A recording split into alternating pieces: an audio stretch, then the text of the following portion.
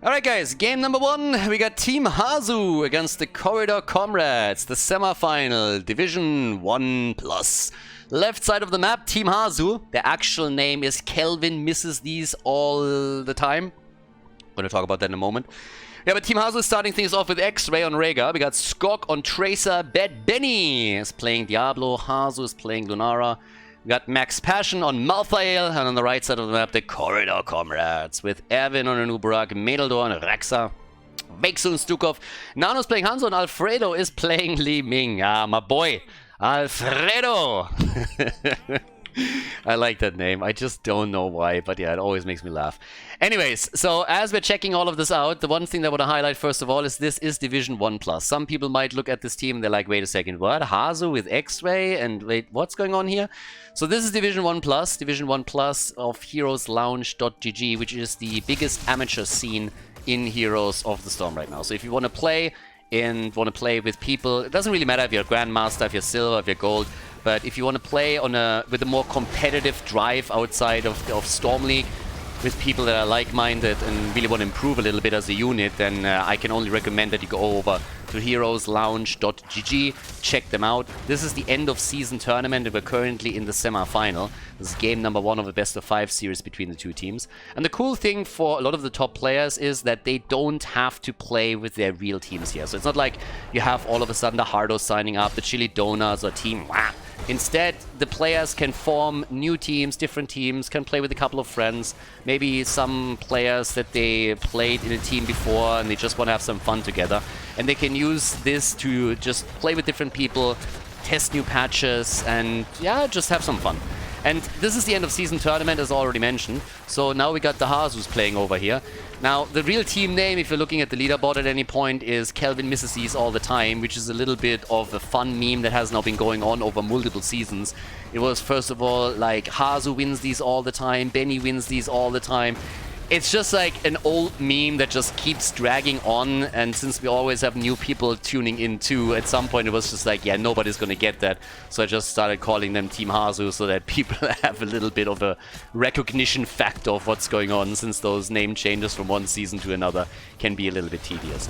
But with all of that as the initial explanation here, let me also quickly throw out that if you guys are missing the draft right now, the reason the draft isn't covered is simply because this is commentated from a replay. I'm simply doing this right now. Like, I haven't watched, I don't know the results. I have no idea who's winning there. I haven't watched these games, but all of this has taken place while some of the games of the X Cup or shortly after were taking place, or when I was just not available and couldn't cast them live. So we're pretty much just covering this from replays right now for Twitch, for YouTube, and for you guys to check out. So that's the reason why we don't have a draft, because unfortunately replay files don't cover draft information. Those are going to be reserved for live tournaments. We have another X Cup season coming up. You might have already heard about it, but in January the X Cup winter is starting up. And then, of course, the live action is going to continue. And even in December, there's going to be a little bit more. But with all of that out of the way, we're already on level 4 now. We have the first objective popping up in just a second. Now, if you would use one of the teams to say, like, okay, this is the favorite for the series, is obviously the Hasus over here. We have the Corridor Comrades, which is a familiar name for those of you that follow the European scene. But they still are a bit of an underdog here. Medeldor. I have to unfortunately dispel the rumor here. I mean, people are always saying, is he really the love child between Mene and Khaldor? And that's not the case. So, yeah, Medeldor has nothing to do with us here, I gotta say. Nano, on the other hand, ooh, that is a lot of damage on him. Even that connect from Lunaro is great. Erwin gets isolated, fully surrounded, and the cockroach is down. Easy kill. Alright, so that was the first one. Tracer, on the other hand, got popped by Hanzo. And we got Rhaegar in as well. Now, obviously, this is all in the newest patch. There's a couple of changes that came with the latest one. Blizzard, first of all, has increased hit points on forts and keeps, and also made it so that the fountain is now indestructible while they are still up. Honestly, a change that I kind of like. The fountain sniping, I found that always a little bit annoying. I think that it's not really a big problem that they made those indestructible. It just means that you have to focus on the fort now a lot more, and that it's harder for you to take the opponent's lane sustain away than it was previously. Overall, good change. There's a lot of changes where they made the game easier. to accommodate, I want to say, the casuals a little bit more. Experience, globes come to mind in particular, and I've talked plenty what I thought about that. Spoiler alert, I thought it's a garbage change. I think it's absolute bullshit and it lowers the skill ceiling. So yeah, definitely something where I think Blizzard screwed up massively. Not the only thing lately. But when it comes to the changes around those fountains, no problem from my side. Now, they changed a couple of things more. Rhaegar, for example, he got a huge rework, and we're going to definitely have a bit of a look on him. I think we're going to see him banned out quite a bit. That was already the case in other series. So at this point, we got the grounded totem on level 1. So a lot of the builds might look a little bit similar to before with some of the synergies. But yeah, at this point, grounded totem on level 1, the synergy with the level 4 totem, the colossal totem now right here. This can actually move it a little bit too. There's a lot of plays that he can make with Rhaegar right now. He still has the healing totem here on level 4 that can utilize as well. The patch has already touched some other heroes, but generally speaking, Rhaegar was definitely the biggest change. Oh, Evan at this point receiving a lot of damage here too.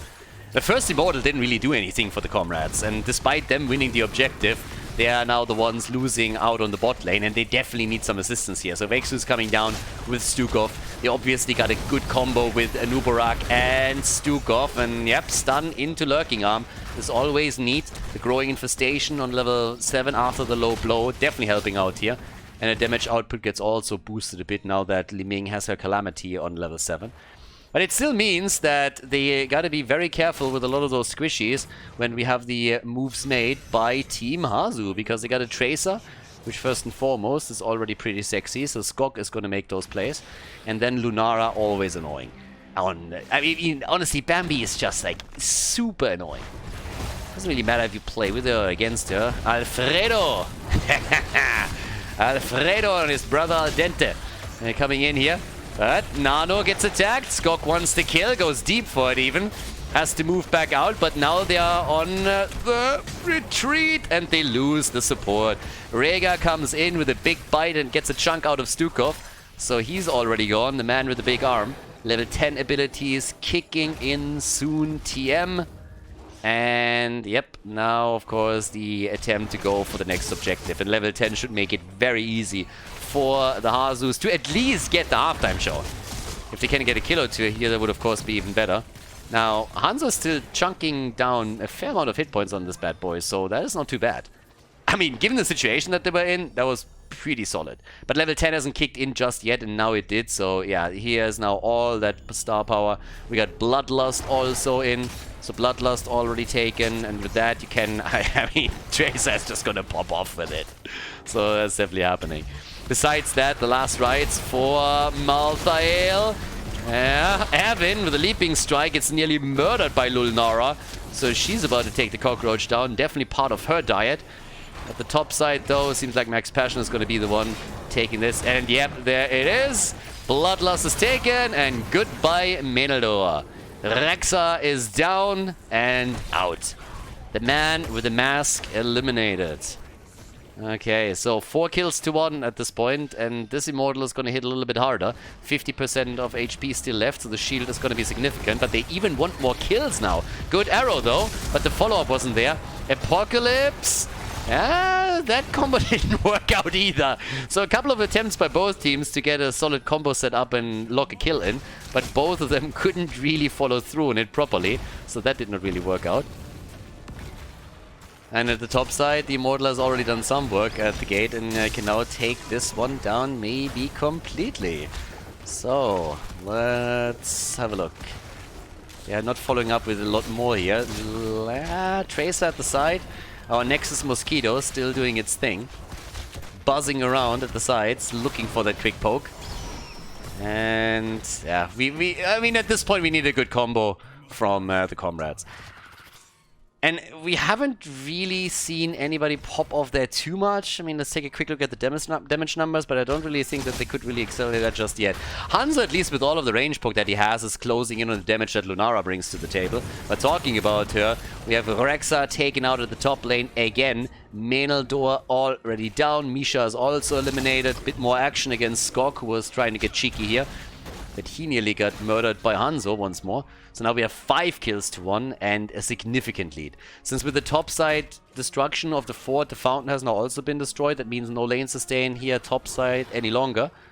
And here in the middle. By the way, this one, we'll also see how much of an impact that has. So currently, this is one of the few things that you can still use if you are going to fall back later and try and tap. And remember, in the past, we had ETC plays, we had Genji plays, and others that would always try and jump these fences and try and take those fountains down. That doesn't work anymore. Infernal Shrines is also a very good map to use as an example, where you could make plays in the mid lane in particular, with those Khazra camps that you could get to try and take them. But that's not possible any longer. And that's actually insanely important, because it changes the way that you're playing the game at least a little bit. As we're heading into the next Immortal, we are looking towards another advantage with talents. We already have the level 13, so we're now going full into the totem build with the Wellspring here. And yeah, Rhaegar is going to get a lot of control in this game now for his team. And at the same time, of course, the inevitable end has already been chosen. Lunara for a bit more of a defensive measure with the Abolish Magic right here. And yeah, we'll see what they can do with our boy Rhaegar. First Storm is already out. Go for the move, and they're looking at Stukov, and he was just way out there. Gets taken apart.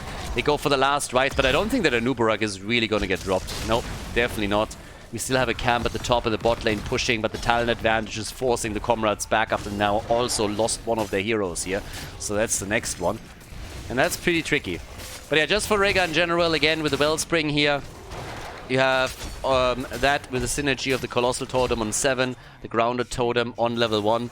And talking about our boy, Rhaegar starting to come in from the side for a potential bite on Meneltor, but nope.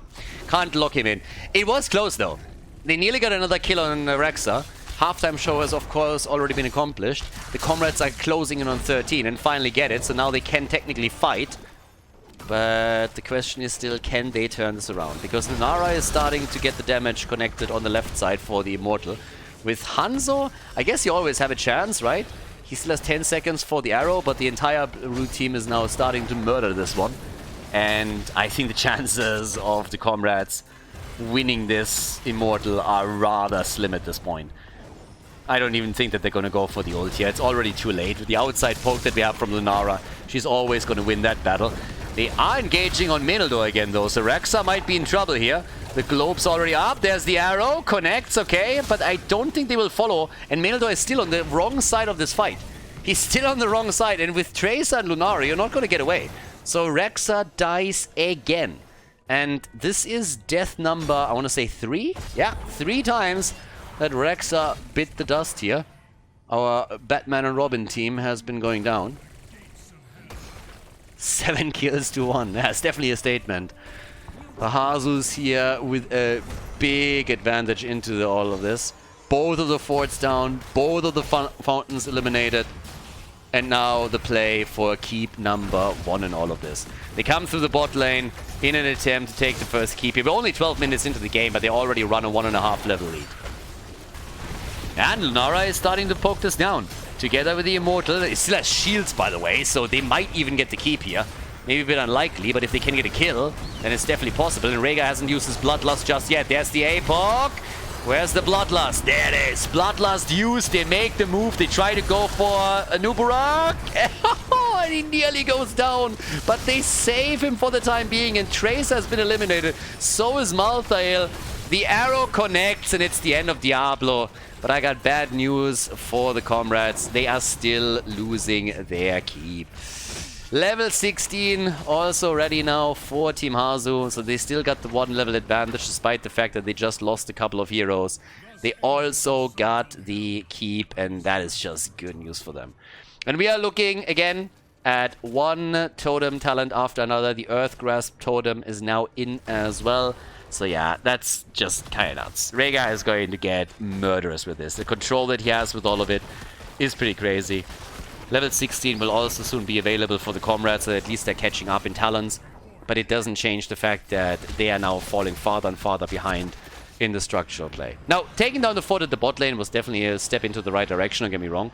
But obviously, it could even be too little too late. What they really need is a team fight victory and locking in an Immortal, or this is not going to go their way in the long run. So, yeah. With that being said, we currently are looking at Rhaegar with 50,000 heals. I mean, he's taking the cake here. Doesn't really contribute a whole lot on the damage part. So we're seeing him with 7,000. Stukov has 11k, just to give some raw numbers out there. Nothing really too crazy that's being played with this.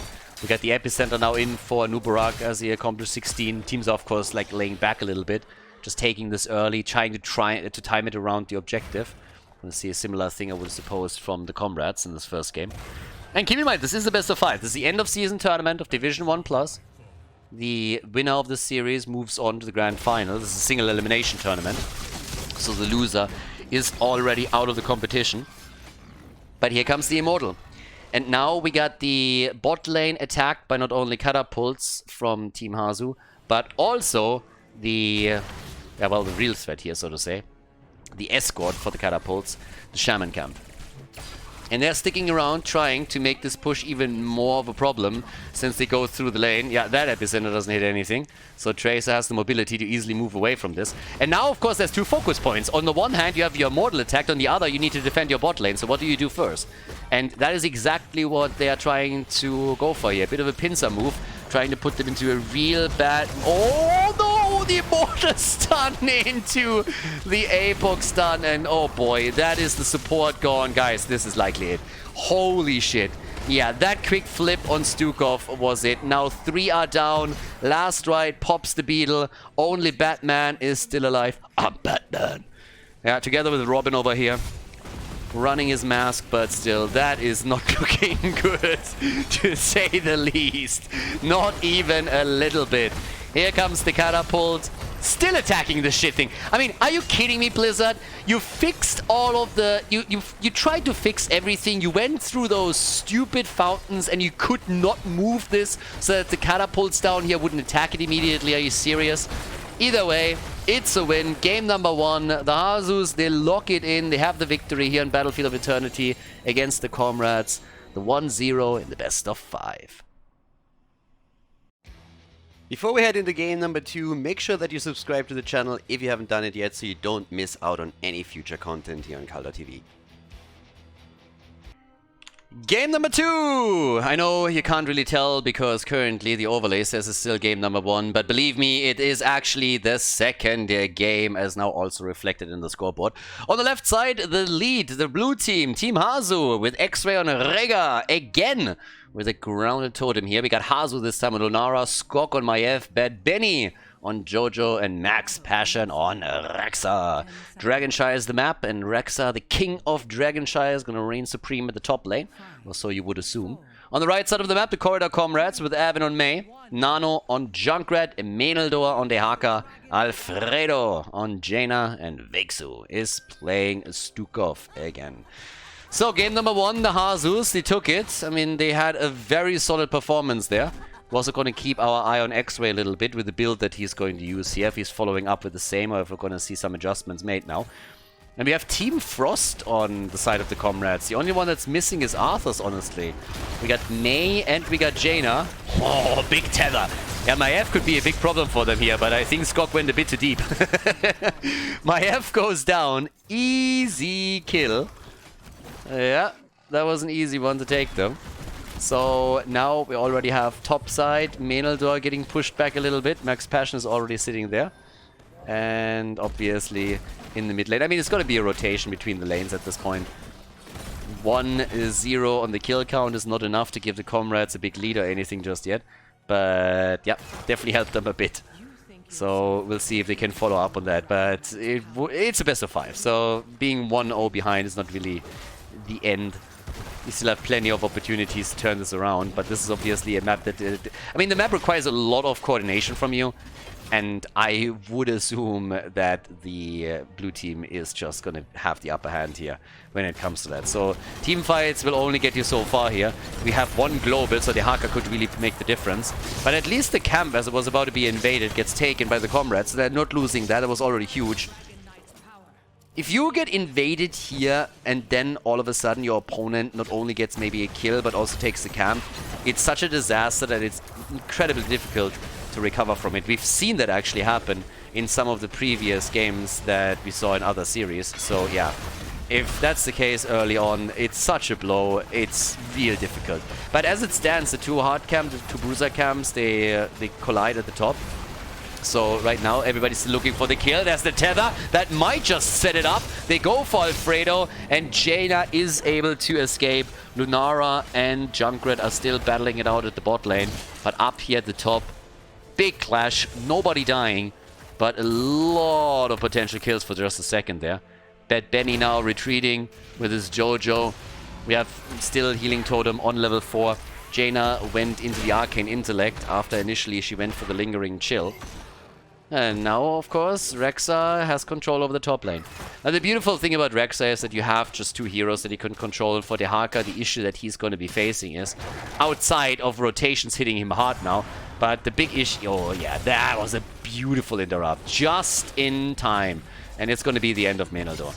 But Rexa's advantage is that he will always be in a position where he can not only get the experience on lane, but also have then another body up on the objective and get the control.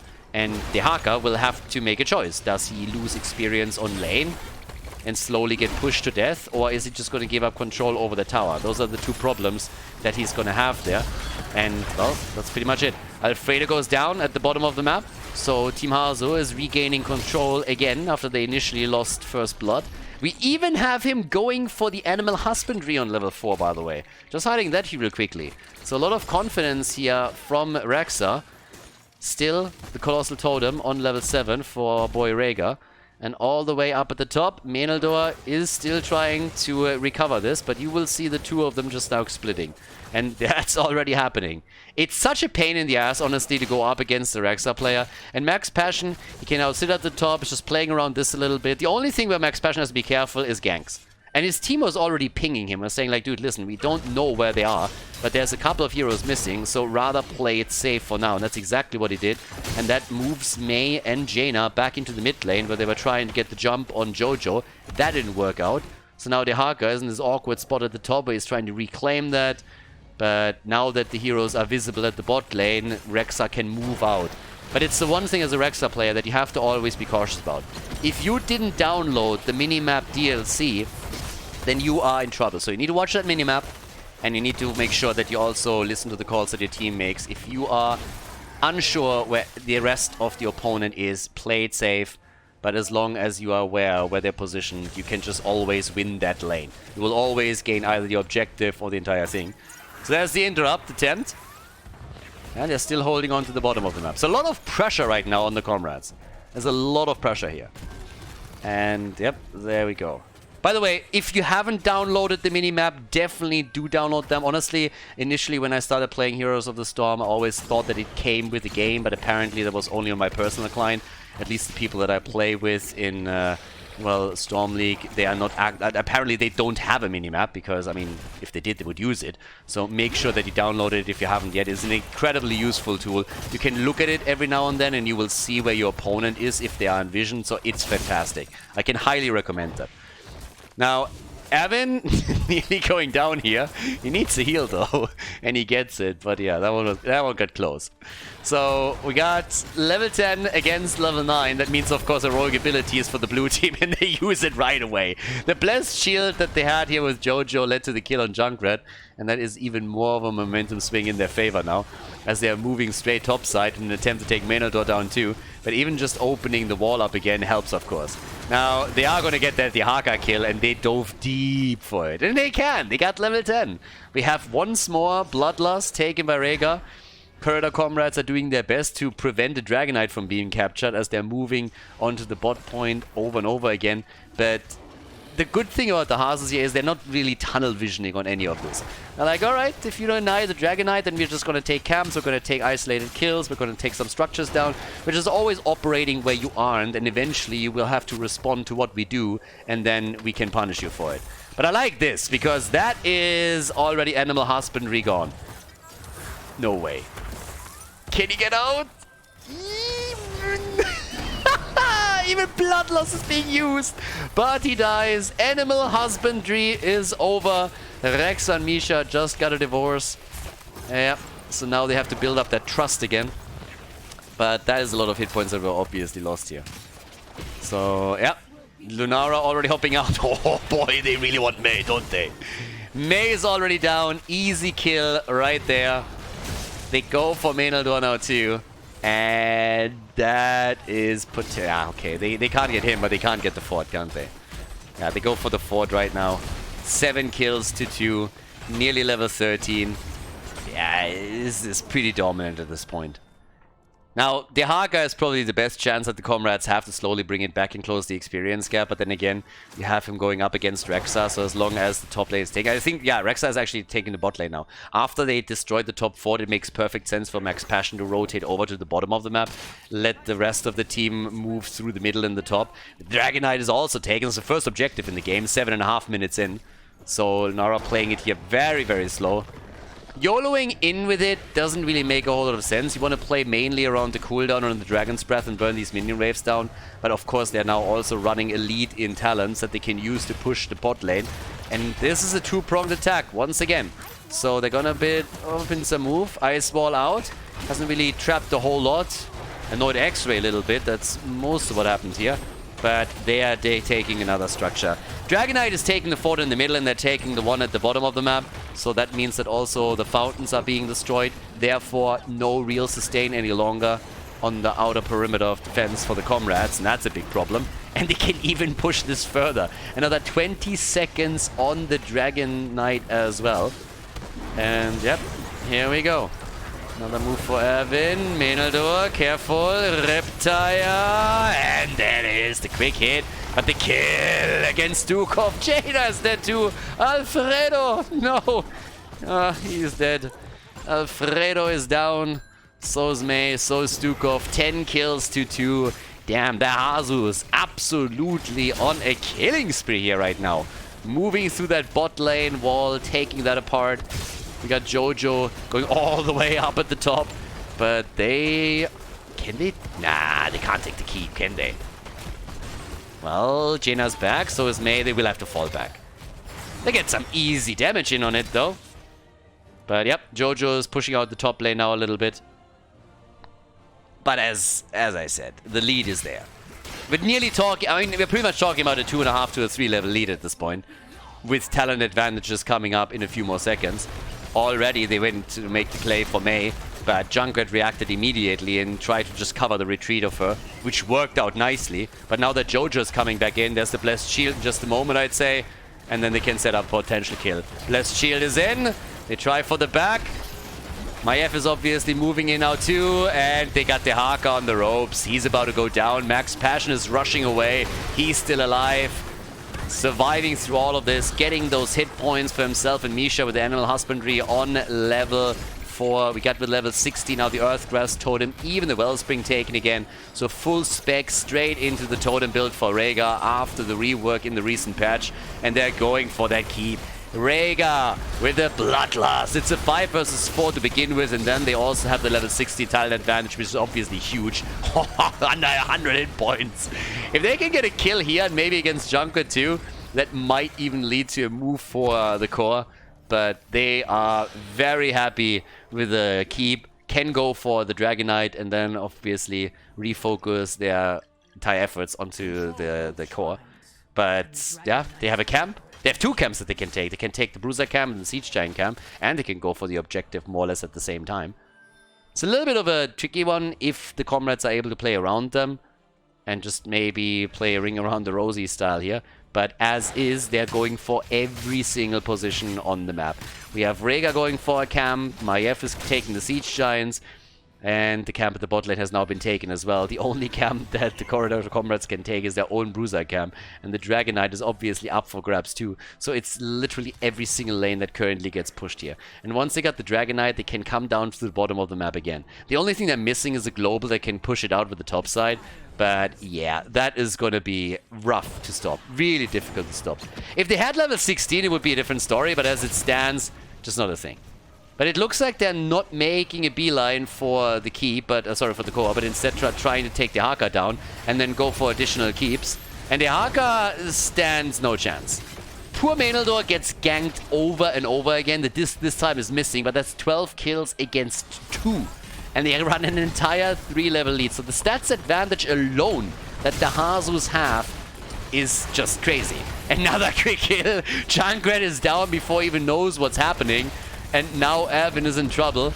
Gets an ass kicking here, but is able to make it out of the fight at least. The problem is that now the top lane, the mid lane are all getting pressured. Keeps are gonna fall all over the place. And the Hasus are showing zero mercy here. They go for Jaina. She's ice blocking it for a moment, but it still leads to her death. And now the core is wide open. They can go for the easy kill.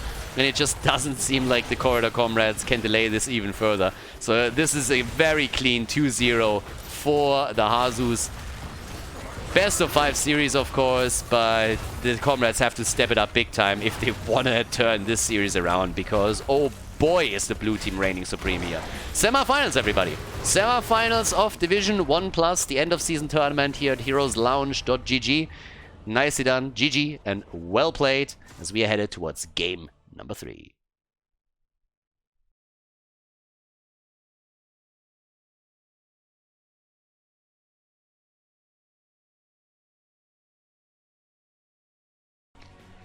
Game number 3, 2-0 everybody. The Hasus are ahead and the Comrades, they decided to be aggressive on our third map on Tomb of the Spider Queen. It's now or never. Bring it back and take the Hasus down, or win a game, put a point on the scoreboard and force game 4, or drop out of the event and see the blue team move on to the grand final. X-Ray playing Anduin this time. Rega got banned out. Bad Benny on Jojo. We got Hazu on Junkrat, Skog on Genji, and Max Passion on the Panda. Right side of the map, Avin playing Nubarak. We got Menaldor on Blaze, Alfredo on Carrigan, Nano on Chromie, and Vexu is playing Deckard Kane.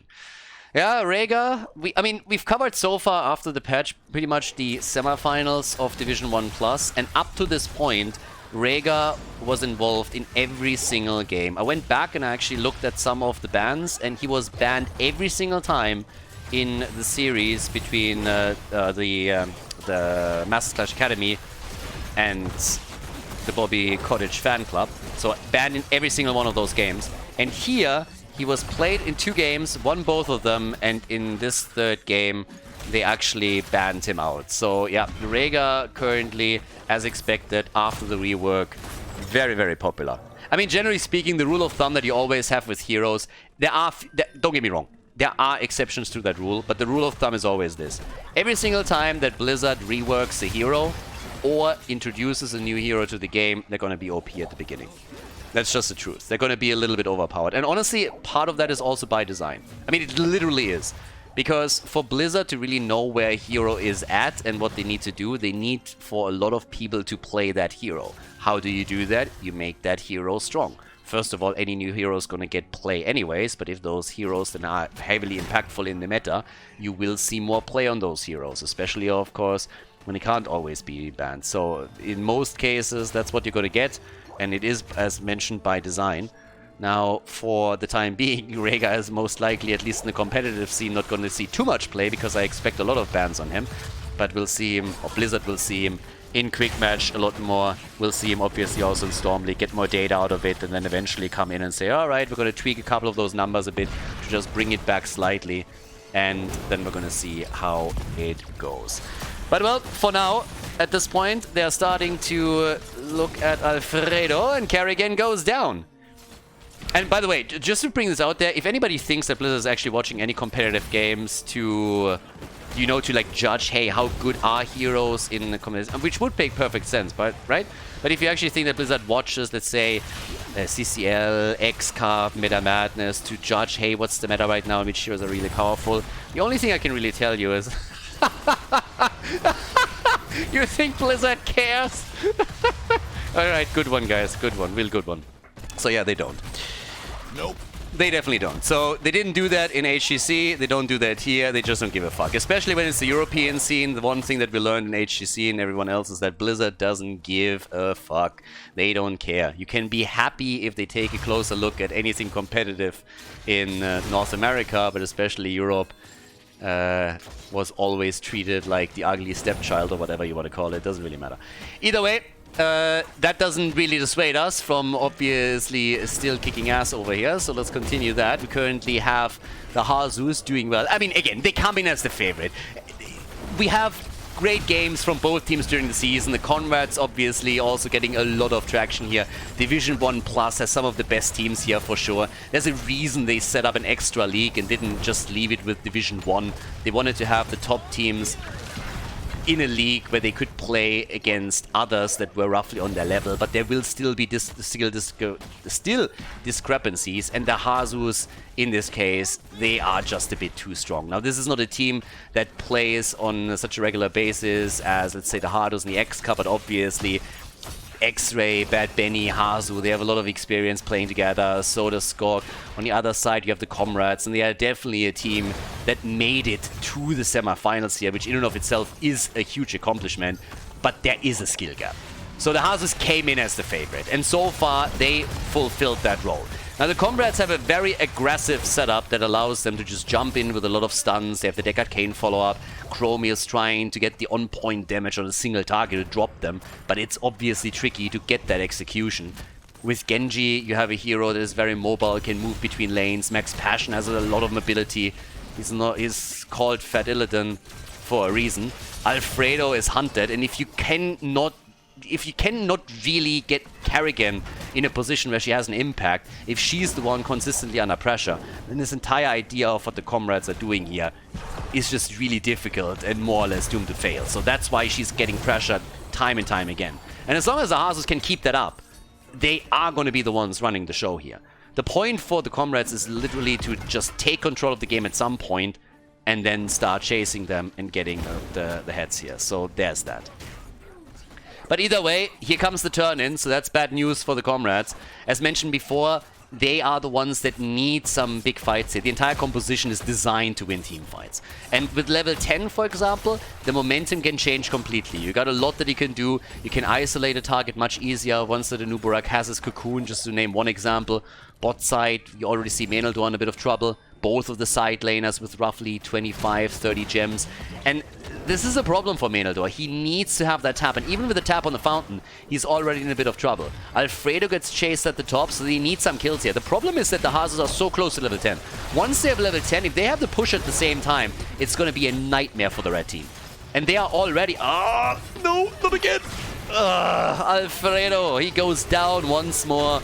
A kill against Kerrigan. Now they're moving in against Avin. That's 2 kills right here, right now. Both dead. And of course, with level 10, Skog is trying to slice down Chromie. Which is pretty difficult, by the way. She's already insanely short. But now we got 6 kills to 1. I mean, they're extending that lead even further. And they're going for the 4th. And they already destroyed the one at the bot lane. Now, as explained previously, with the new patch, those wells, those fountains are invulnerable. So you need to take the forts down. But the situation, once that you accomplish that, is still the same. It's very, very difficult to get any traction in the middle of the map because you don't have that lane sustain any longer. Talking about sustain, he can always keg away. He needs to keg away here. Look at this. They're actually waiting for him to keg out. I like that. Good trap. And he just moves in the middle. Are they gonna get him? No, they are not. Anduin with the play, and he ruins all of that.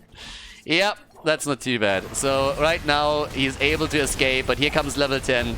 That's the only chance that the Comrades have, honestly, to bring this back. Now, momentum swings in the late game can always happen. But there is also a snowball effect that has to be considered. And they need to fight now. And if they lose that battle, then it's going to be a problem. Light bomb attack is already in. The old man with the sleeper set up.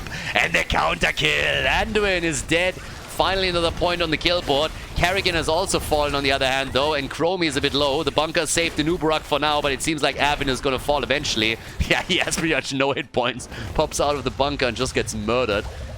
They lost some gems already, but they still have 59 in their hands. The problem is that the blue team also has a turn-in available. So they can go for that double turn-in right here.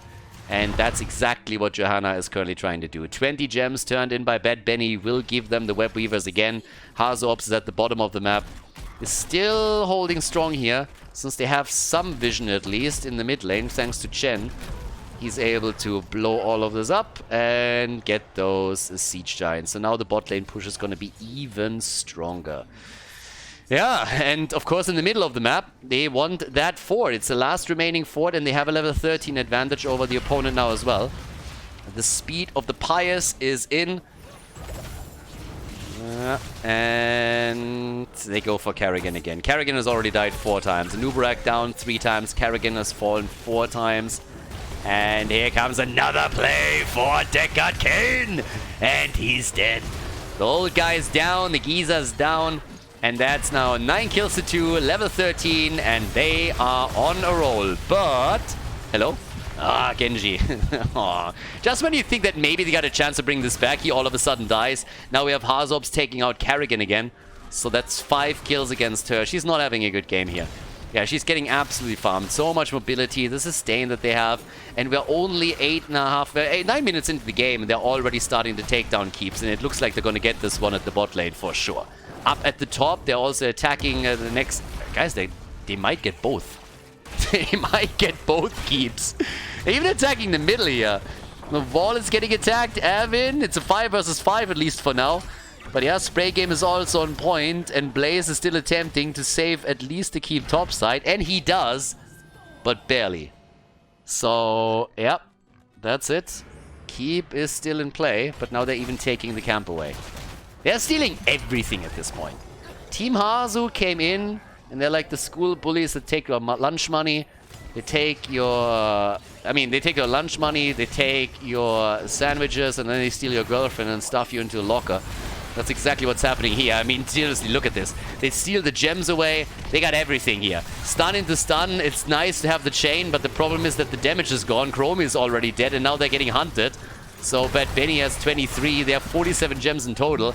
And the question just simply is, what do they want to focus on first? Do you go boss? Do you turn in? Do you try to go for the core? I mean, what are you going to go for now?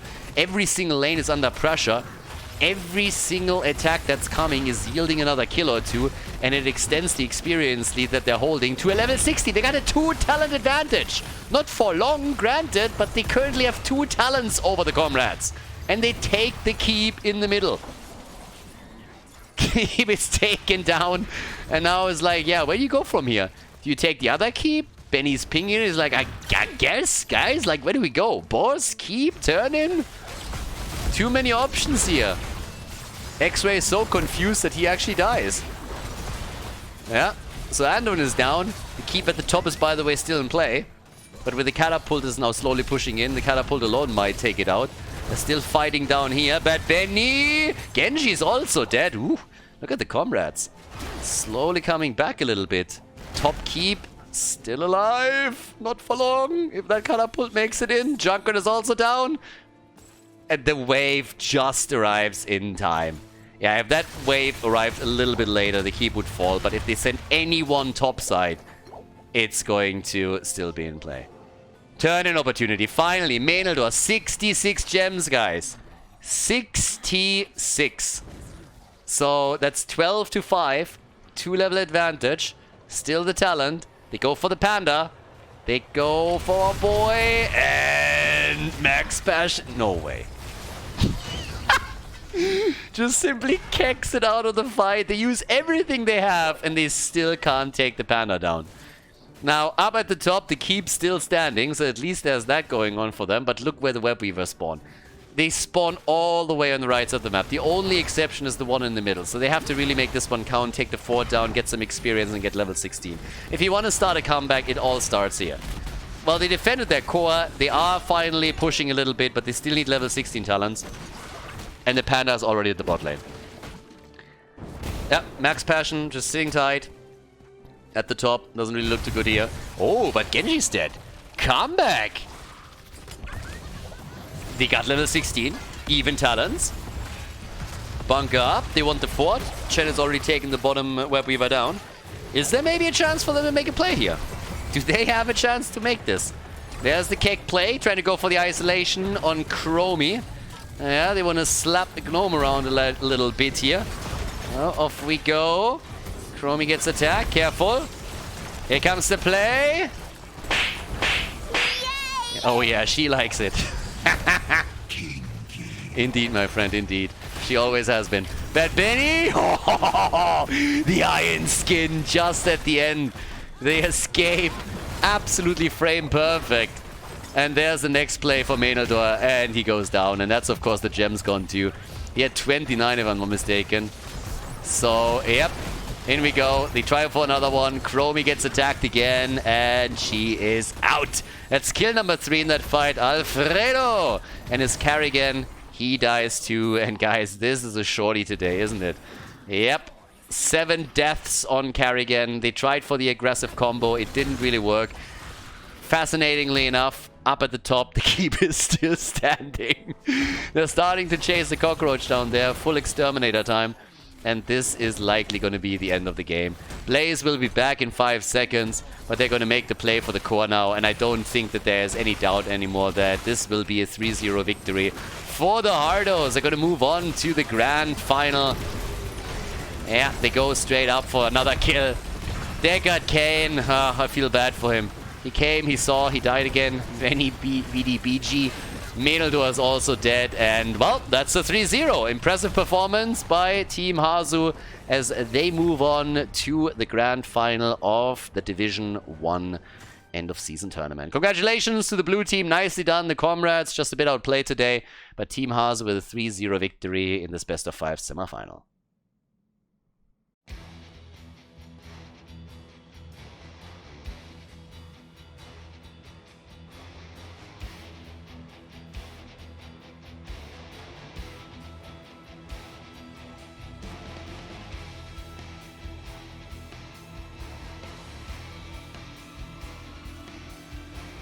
Thank you everybody for watching the video today. I hope that you enjoyed the show and the commentary. And keep in mind that the spoiler protection that is going to run for the rest of the video is made possible by all the support on patreon.com. So guys, if you want to support my work, if you want to help me start new projects and keep the spoiler protection in place, please consider heading over to patreon.com/Khaldor. There's also a link in the YouTube description, and check that out.